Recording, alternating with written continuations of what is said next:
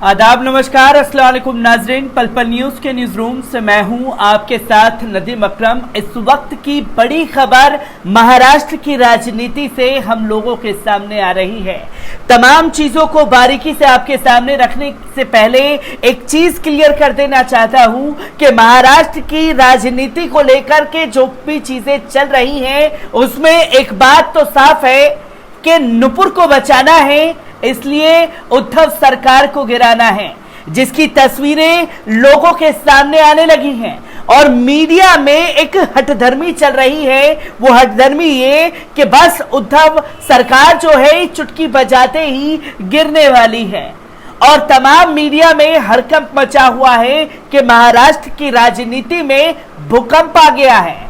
भूकंप की बात करने वालों को संजय रावत ने कड़े शब्दों में फटकार लगा दी है और संजय रावत के साथ साथ सबसे पहले ये जान लेना जरूरी होता है कि भारतीय जनता पार्टी ने शिवसेना के 30 से ज्यादा विधायकों को बंधक बना लिया है।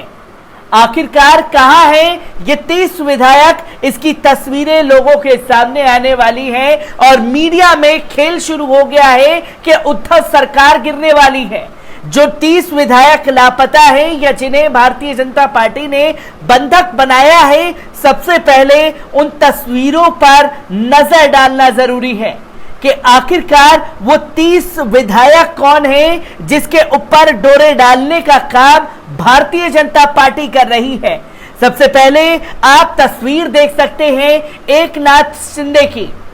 एकनाथ शिंदे सूरत में मौजूद है, एक ली मेरिडियन होटल सूरत में, उसमें बंधक बना रखा है भारतीय जनता पार्टी द्वारा। तो वहीं आपको बता दें, दूसरा नाम है शाहजी बाबू पाटिल का, तो वहीं तीसरा नाम है महेश शिंदे का, तो वहीं चौथा नाम है भरत गोगवा वाले, तो वहीं पांचवा नाम है महेंद्र दलवी का, तो वहीं छठा नाम है महेश थोरवे, तो सातवां है विश्वनाथ भोयर, तो वहीं आठवां नाम है संजय राठौर, तो वहीं सदीपान भुमरे, उदय सिंह राजपूत, संजय भिरसाठ, रमेश बोरनारे, तो वहीं प्रदीप जायसवाल, तो अब्दुल सत्तार और तानाजी सावंत का नाम सामने आ रहा है। जहां मीडिया ये बताने की कोशिश कर रहा है कि उद्धव सरकार जो है गिरने वाली है, पर असल में उद्धव सरकार गिरने वाली नहीं है। इन विधायकों को बंधक बना करके सरकार गिराने की कोशिश की जा रही है और भारतीय जनता पार्टी ऐसा क्यों कर रही है उस पहलू को समझना जरूरी है, क्योंकि लगातार नुपुर के मामले में इंटरनेशनल लेवल पर फजीयत हो रही है। देश के तमाम जगहों पर एहतजाज हो रहे हैं नुपुर शर्मा को लेकर के।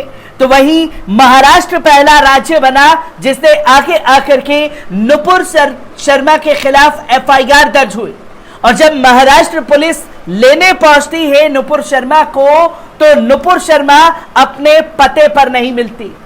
4 दिन से खोजने की कोशिश की जा रही है। अनरीचेबल बता रही हैं कि आखिरकार कहां गए।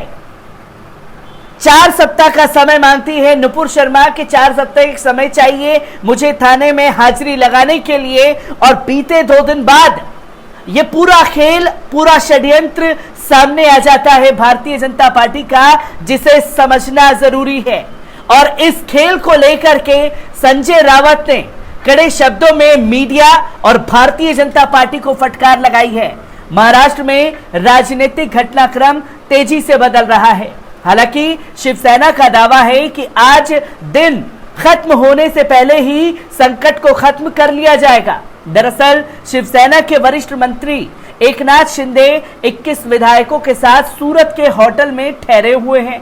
वे बीजेपी शासित राज्यों में पनाह ले रहे हैं। शिवसेना के संजय रावत ने कहा कि एकनाथ शिंदे का इस्तेमाल कर राज्य सरकार को गिराने का प्रयास सफल नहीं होगा।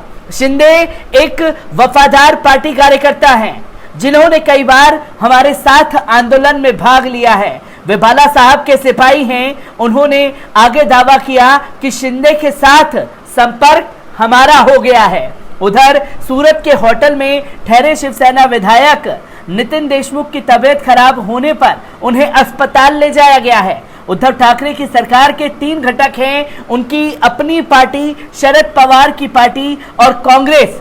इससे पूर्व विधान परिषद के चुनाव में शिवसेना और कांग्रेस के सदस्यों द्वारा क्रॉस वोटिंग ने बीजेपी को 10 से 5 सीटें दी, जीतने में सक्षम बनाया। क्रॉस वोटिंग से कुछ दिनों पहले राज्यसभा चुनावों के दौरान भी बीजेपी को उसकी संख्या से अधिक का परिणाम मिला था। बता दें कि शिंदे सोमवार देर रात गुजरात के लिए रवाना हुए।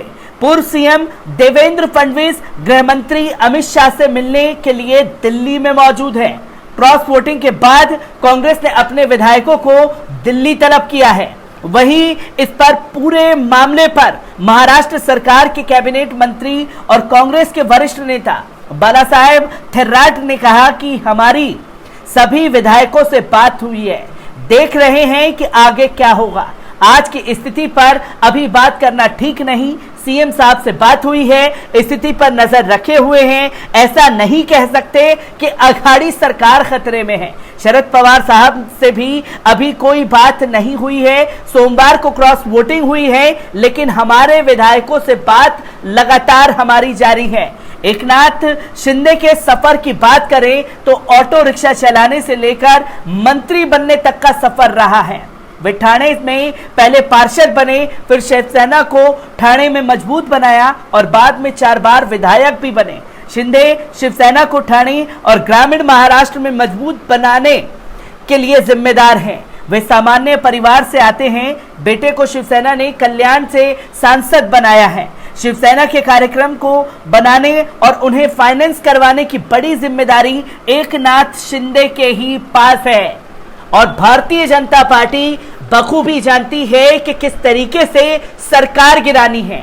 और जो ये सरकार गिराने का खेल चल रहा है, उसमें सिर्फ एक ही सवाल अब खड़ा हो जाता है कि भारतीय जनता पार्टी को देश में राजाशाही वाली डिक्टेटरशिप घोषित कर देनी चाहिए और ये बता देना चाहिए कि तमाम राज्यों में चुनाव खत्म, देश में सिर्फ राजागिरी चलेगी।